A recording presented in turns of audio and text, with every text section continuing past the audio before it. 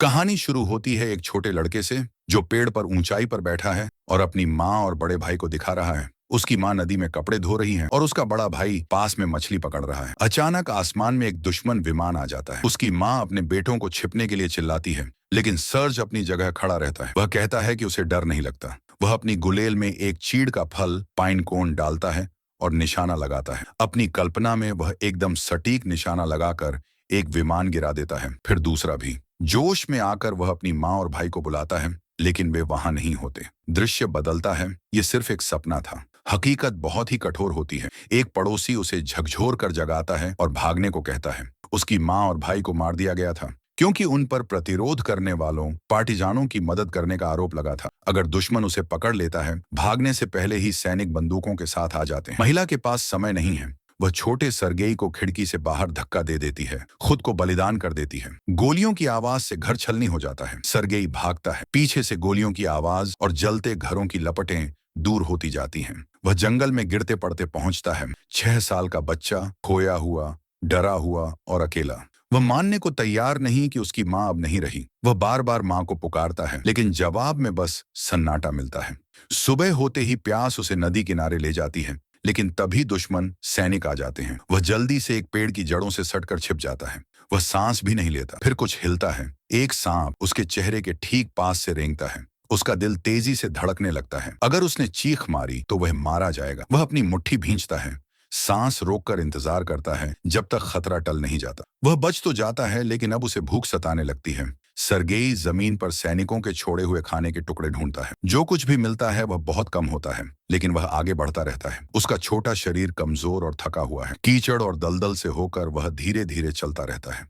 चारों तरफ तोपों की गरजती आवाज गूंजती है, जिससे जमीन कांप उठती है। रात में जंगल की परछाइयां डरावने जीवों की तरह दिखने लगती हैं, जो उसे चिढ़ाती हैं, लेकिन वह चिल्लाकर उन्हें ललकारता है कि वे पास आएं और देखें कि उसे डर नहीं लगता। उसे शांति केवल अपने सपनों में मिलती है, जहां उसकी माँ उसके और उसके भाई के लिए ताजा दूध लाती है। लेकिन उसकी ताकत धीरे धीरे खत्म हो रही है। उसके पैर साथ नहीं दे रहे, आंखें मुश्किल से खुल रही हैं। अर्ध चेतना में वह पास ही एक छोटा सा कांटेदार जीव हेजहॉग देखता है। वह धीरे से फुसफुसाता है, मानो उसे मदद मांग रहा हो। आखिरी पल में उसकी मदद के लिए कोई आ ही जाता है। कुछ सोवियत सैनिक उसे ढूंढ लेते हैं। वे एक मिशन पर थे, लेकिन आधा जमा हुआ भूख से तड़पता ये बच्चा उन्हें अनदेखा नहीं कर सकता। उसे अपने साथ कैंप ले जाने का फैसला उनके कमांडर को पसंद नहीं आता, लेकिन वे उसे पीछे छोड़ने से मना कर देते हैं। एक तंबू की गर्मी में सरगेई को कुछ भी ठीक से समझ नहीं आता। तभी एक घायल हाथ वाला आदमी उसके पास घुटनों के बल बैठता है और खुद को लड़के के रूप में परिचित कराता है। सरगेई के होंठ कांपते हैं जब वह उनके सवालों के जवाब देता है।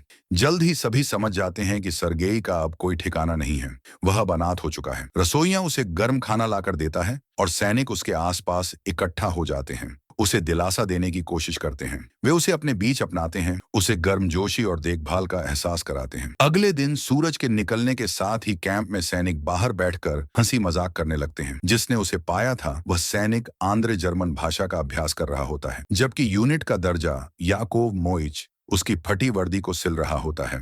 बहुत समय बाद सरगेई को ऐसा महसूस होता है कि वह अकेला नहीं है। सैनिकों के बीच उसके नए साथी भी हैं। रिजो जो कैंप का काम संभालता है, और अनुभवी बुजुर्ग सैनिक यागोर मैक्सिमोविच। उनकी हल्की फुल्की बातचीत अचानक रुक जाती है जब दुश्मन का हमला शुरू हो जाता है।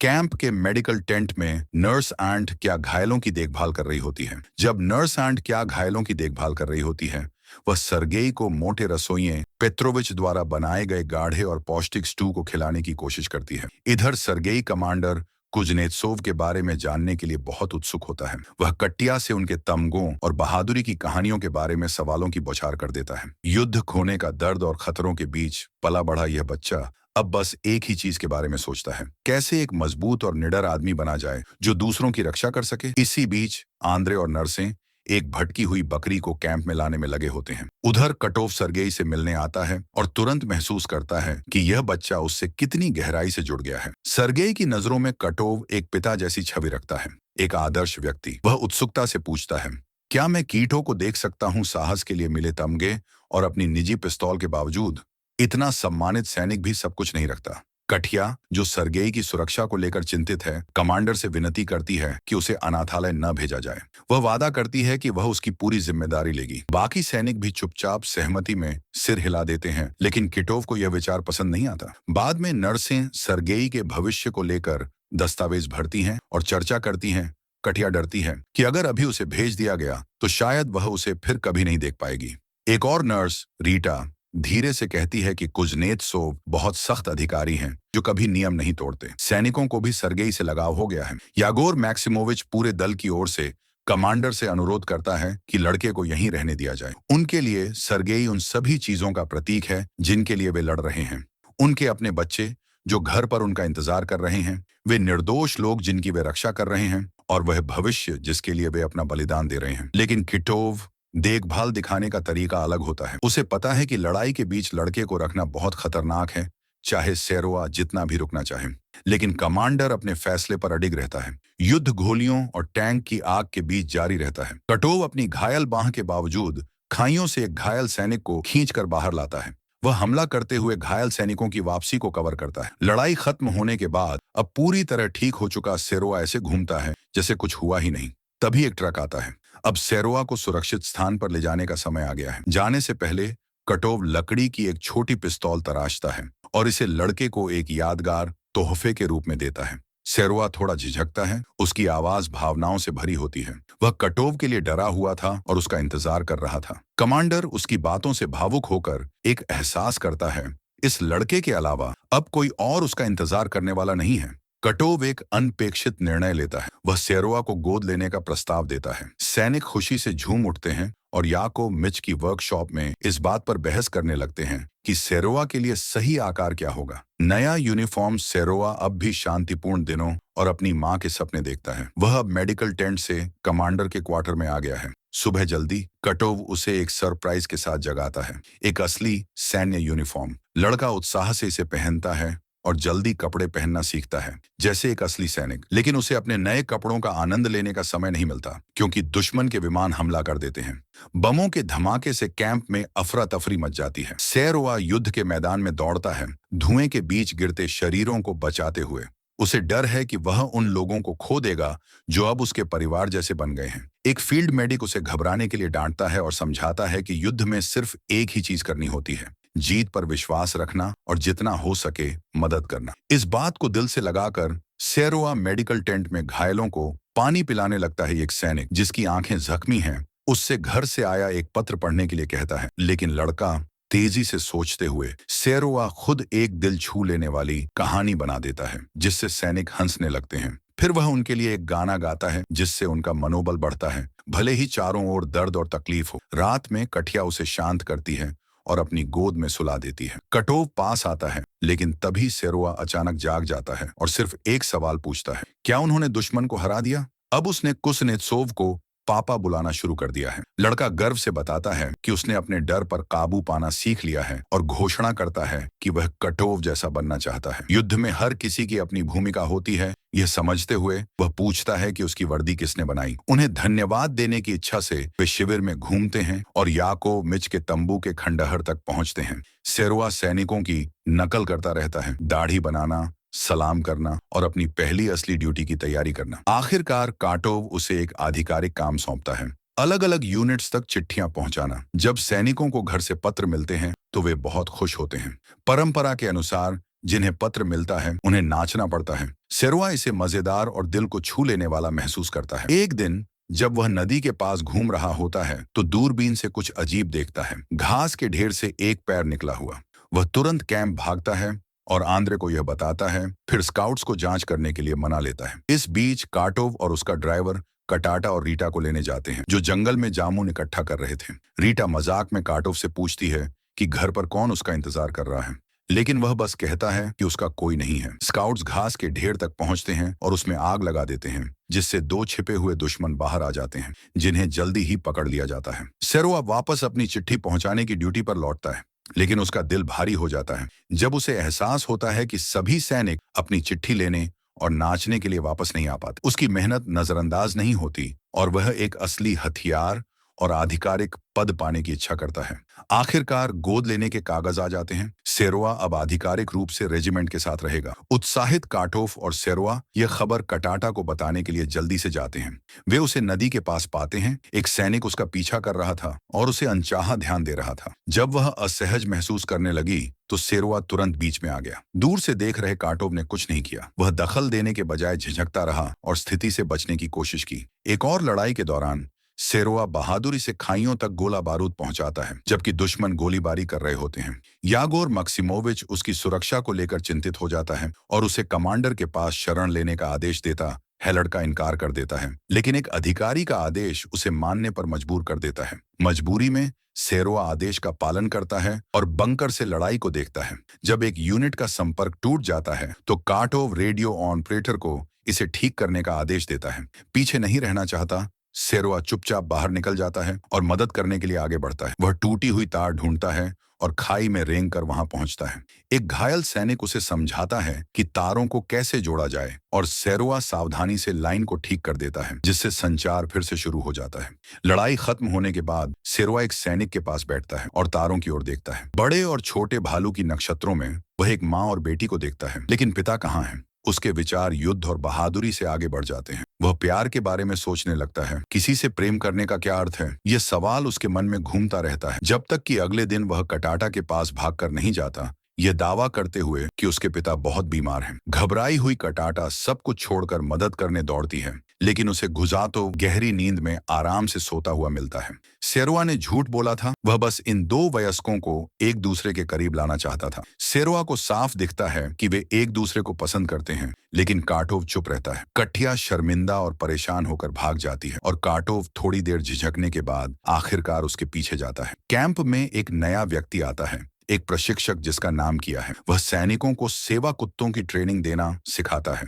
सेरोआ इन कुत्तों से बहुत प्रभावित होता है। ये कुत्ते युद्ध में मदद करते हैं, प्राथमिक उपचार का सामान ले जाते हैं और घायल सैनिकों को जगाए रखते हैं। उन्हें काम करते हुए देखकर सेरोआ समझता है कि युद्ध में जानवरों की भी अपनी भूमिका होती है। उनकी क्षमताओं को खुद अनुभव करने के लिए वह कुत्तों द्वारा खींची जाने वाली स्लेज पर सवारी करने की जिद करता है। लेकिन जैसे ही स्लेज चलती है, एक आवारा बिल्ली उनके रास्ते में आ जाती है, जिससे कुत्ते बेकाबू हो जाते हैं। वे बिल्ली के पीछे दौड़ पड़ते हैं और सेरोआ को घसीटते हुए एक बारूदी सुरंग क्षेत्र की ओर ले जाते हैं। अंतिम क्षण में राइजो अपनी मोटरसाइकिल पर तेजी से आकर रास्ता रोक लेता है और समय रहते लड़के को बचा लेता है। इस बीच नादसा आखिरकार कठिया तक पहुंच जाता है। वह फिर से हिचकिचाता है। युद्ध के मैदान पर हमेशा आत्मविश्वासी रहने वाला यह सैनिक अब उसके सामने कमजोर महसूस करता है, लेकिन इस बार वह कुछ कहने में सफल होता है, बस इतना कि वह अपनी भावनाएं जता सके। उनका यह पल ज्यादा देर तक नहीं टिकता, क्योंकि आदेश आता है रेजिमेंट को सुबह तड़के रवाना होना है। सैनिक एक ग्रामीण सड़क पर मार्च करते हैं और अंततः एक गांव में रुकते हैं, जहां वे स्थानीय लोगों के साथ रहते हैं। बहुत समय बाद सेरोआ अपने ही उम्र के बच्चों से मिलता है। वे सब एक गर्म रसोई में बैठते हैं। वह फर्श में एक बड़े छेद की ओर इशारा करता है। यह एक जर्मन बम का निशान था, जो छत और फर्श को चीरता हुआ नीचे आया था,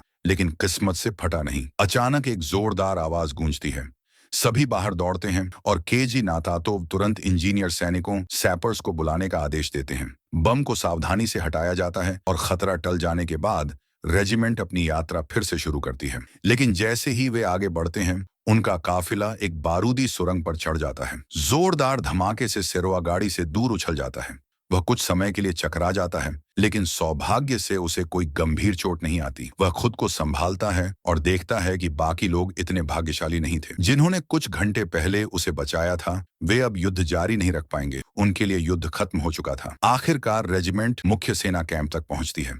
वहां सेरोआ और काटोव को जनरल के सामने लाया जाता है। हमेशा जिम्मेदारी लेने को तैयार, सेरोआ एक और काम मांगता है। उसे दूसरी कंपनी को सौंपा जाता है, जहां उसे उनके उपकरणों की जांच करनी थी। लेकिन जब वह वहां पहुंचता है, कोई भी उसे गंभीरता से नहीं लेता। राशन जांचने के बजाय सैनिक उसे चाय और चॉकलेट ऑफर करते हैं, ये सोचकर कि यह छोटा लड़का बस खेलने के मूड में है। लेकिन सेरोआ खुद को साबित करने के लिए दृढ़ रहता है और इन चीजों को लेने से इनकार कर देता है। जब निरीक्षण का समय आता है तो दूसरी कंपनी लाइन में खड़ी होती है। सेरोआ लिखना नहीं जानता, लेकिन वह इसका हल निकाल लेता है। वह एक अधिकारी से उन सैनिकों की सूची लिखवाता है जिनके जूते फटे हुए हैं, ताकि उन्हें नए जूते मिल सकें। जनरल उसकी समझदारी से खुश होता है, लेकिन सेरोआ इससे भी बड़ा मौका देखता है। बिना किसी झिझक के वह उच्च अधिकारी की ओर मुड़ता है और एक साहसिक अनुरोध करता है। अपने पापा और कटिया की शादी की आधिकारिक अनुमति मांगता है। रेजिमेंट को उनकी बहादुरी के लिए गार्ड्स की प्रतिष्ठित उपाधि से सम्मानित किया जाता है। हमेशा सपने देखने वाला सेरोआ खुद को आगे बढ़ते हुए देखता है,